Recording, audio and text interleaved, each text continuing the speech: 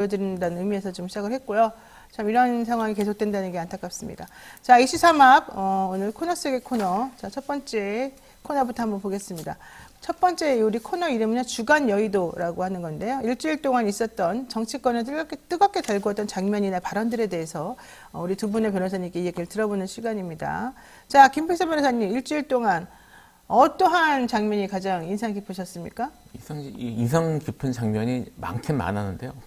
그 여의도라는데 초점을 맞춰서 이제 얘기를 해야 될 것 같아서 뭐 그렇다면 제가 가장 기억에 남는 거는 대한민국은 심리적 G8 국가 반열을 G8이라고 얘기했어. G8. 나도 G8이라고 했는데 네. 안 되겠더라고요. 본인이 얘기한 그대로 해줘야 돼요. G8로. 예, 사실 왜 G7은 영어로 읽으면서 G8은 그거를 읽냐. 네. 뭐 그러면서 이제 옛날에 3D냐 3D냐 뭐 그랬던 네, 얘기도 맞아요. 있잖아요. 네, 그래서 그랬죠. 이제 문제가 될 것 같아서 제가 그렇게 읽었는데 어쨌든 심리적 G8 국가 반열 이걸 들으면서 야, 이쪽 계시는, 특히 지금 현재 여당 쪽에 계시는 이런 정치인들이나 뭐 이런 분들은 카피라이터 시험이나 이런 걸 보고 뽑나. 그래서, 예, 뭐, 좀 이제 뭔가 좀 더 창의적이고, 그리고 남들이 생각하지 못한 그런 발상, 네. 이런 것들을 더 중요하게 여기는 게 아닌가. 뭐 이런 생각이 들었어요. 전 상상도 못할 표현입니다. 심리적 G8이라. 그러니까 왜 이렇게 이분들은 심리를 좋아하는 거예요? 느낌적 느낌, 심리적 뭐 핵공유, 뭐 사실상 핵공유, 심리적 공유, 뭐 별별 말이 다 나오잖아요. 근데 어떻게 이제는 하다가 심리적 G8까지 나옵니까? 근데 게다가 그런 거 말할 때마다 미국에서 딱딱 정확히 찍어준다는 거예요. 야, 무슨 소리야? 그렇지 않은데 왜 니네는 그렇게 생각하니? 그렇죠. G8도 네. 의제가 아니다. 검토한 적 없다. 이렇게 딱 잘라서 얘기를 해버렸어요. 그러니까요. 미국에서. 네. 이게 원래 일본에서 온 말이긴 한데 그 한쪽에 일본에서는 개그 형태인데요. 한쪽이 막 말도 안 되는 소리를 하면 옆에서 그거 아니야 하고 탁 때려주는 그런 게 그렇게 짝을 치어서 하는 그 코미디 개그 방식이 있거든요. 딱 그거 하는 것 같아요. 한 번 딱 하면 미국에서 탁 쳐주고. 그래서 보면 국제적으로 이렇게 개그를 하는 게 아닌가 이런 생각까지 듭니다. 그렇군요. 태평양을 사이에 두고 개그를. 그러니까요. 자, 그렇습니다. 지금 MC 최인님께서 여기 세 분은요, 전관이 아닙니다. 한 명은 운동계, 한 명은 학계, 한 명은 미인계 출신입니다.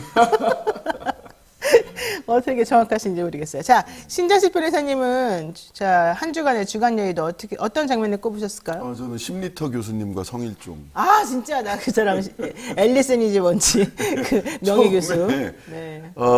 그 뭐 원자력 연구원 등이 초청을 해서 이야기를 하면서 자기 1리터라도 마실 수 있다. 지금 당장. 그랬다가 국민의힘이 그 양반을 모시고 또 간담회를 네, 해요. 했어요. 그때 우리 바다 지키기 검증 TF. 그 바다가 어느 바다인지 잘 모르겠는데 거기서는 10리터라도 마실 수 있다 이랬어요. 근데 어제 원자력 연구원 원장이 나와서 마실 수 없는 물입니다. 국회에서 마실 수 없는 물입니다. 정청래 예, 물어봤죠. 보도자료 내세요. 내겠습니다. 이렇게 얘기를 했거든요. 마실 수 없어요. 마실 수 없습니다. 저는 그 앨리슨이라는 분이 황당했던 게 마실 수 있다 그랬잖아요. 10리터라도. 예. 그래서 우리 기자들이 물어봤대요. 예. 그렇게 마실 수 있는 물인데 왜 그러면 방류를 하고 왜 그럽니까? 그랬더니 그 일본에다가 방류하면 어떡합니까? 바깥에다가 버려야죠. 이런 말 했다는 거 앞뒤가 안 맞는 말이에요. 좀 그래서 나는 이분이 정상적인 사고방식을 가지고 말을 하러 온 건지 아니면 정말로 무슨 와서 말해달라 그러니까 자기 이름 팔아가지고 얘기해 주는 건지 이상하더라고요. 그때 이제 우리 바다 지키기 검증 TF 단장이 이제 성일종 의원인데 성일종 의원이 그때 거기서 그런 얘기를 했죠. 정서적인 거다. 그러니까 화장실 물도 다 라면 끓여 먹을 수 있는데 정서상 안 끓여 먹지 않냐라고 얘기를 했어요. 근데 어제 원자력 연구원장님이 먹을 수 없대잖아. 마시면 안 된대잖아. 이 원자력 연구원장 잘리겠네. 네? 원자력 연구원장 어떡합니까? 이제 잘리겠어요. 내가 보니까. 네. 저 심리터 교수님의 이야기. 이게 저는 정말 웃겼습니다. 근데 그분은 왜 일주일 사이에 갑자기 1리터에서 10리터가 된 거죠? 뭐 강조법이겠죠. 뭐 10리터라도 먹을 수 있다. 드시라고 하지 왜요? 그 장면을 보면서 느낀 게요. 사실 그분 이제 이번에 언급하면서 과거를 보니까 좀 화려하신 분이더라고요. 옥스퍼드 교수라고 하셨죠? 네. 명예교수. 예, 옥스퍼드 교수, 명예교수쯤 되는 분들도 인생을 저렇게 열심히 사시는구나. 이게 그 뒤에 참 얼마나 많은 이런 것들이 있을까 이런 생각이 하나 들었고요. 지금 그 이야기를 하니까 제가 생각이 나는데 사실 그거보다 더 웃긴 게 하나 있었습니다. 저는 그 이상으로 웃긴 거라고 생각했는데, 지금 시찰단인지 가지 않습니까? 네. 가서 그 시설을 돌아본다고 하니까, 일본에서 거절하면서, 피폭 위험이 있다. 라는 그렇게 말을, 말했어요. 예. 그 안에까지. 그 안에 들어가서. 그러니까 그분들 말씀대로라면. 무슨 말이에요, 그러면? 그러니까 무슨 그 뜻이에요? 오염수를, 시설 안에서 오염수를 보면 피폭이 되고, 근데 이걸 밖으로 내보내면 안전하다는 거예요. 어머나, 근데 그걸 바다에다 버려요? 그러니까 이걸 듣고 제가, 야, 이건 이제 물리학 공부하는 사람으로서 불확정성 원리의 새로운 해석이다. 예, 그래서 이게 방사능이 있다 없다 하는 건데, 있다 없다의 경계가 이 시설인 거죠. 시설 안에 있으면 피폭될 위험이 있고, 그러니까. 시설 밖으로 나가면 안전하다는 거예요. 야, 그래도 그 사람은 순간적으로 진실했네. 너 들어가서 먹으면 큰일 난다, 이거. 와서 아니야? 그거 보여주기 싫은 거죠.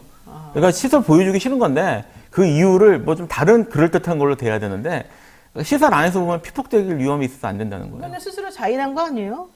이거 재판에 가면 완전 끝나는 각인데? 그 얘기도 했잖아요. 시찰단에서 열심히 한다라고 하는 거를 보여주기 위해서 굉장히 오랜 시간 동안 거기를 둘러보겠다 그랬더니, 오랜 시간 있으면 피폭의 위험이 있다. 시간으로도 얘기했어요. 아니, 그러니까 진짜 사람들이 양심적이네, 아무리 생각해도. 이건 양심적이라기보다는 사실 우습게 보는 거죠.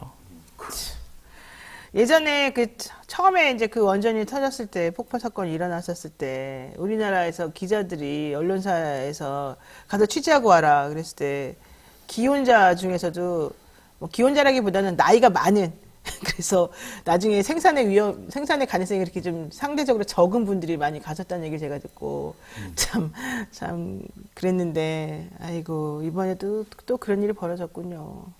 윤종우님께서 사람은 마실 수 없는데 어패류들한테 갖다 퍼붓는 거 도대체 어떻게 해야 되냐고 물어보셨습니다. 준학님께서는 그 원전 오염수는요 심리적 약수가 아닐까요? 이런 말씀도 하셨습니다. 진짜 어쨌든 이번에 그 앨리슨 교수는 참 우리들에게 헛웃음을 주는 심리학 교수님이라는 별명을 또 달게 됐는데 학계의 명예교수란 이 직위를 가지고 뭐 너무 좀 부끄럽지 않을까 생각이 듭니다. 자, 본격적으로 이야기 나누겠습니다. 노무현 전 대통령 서거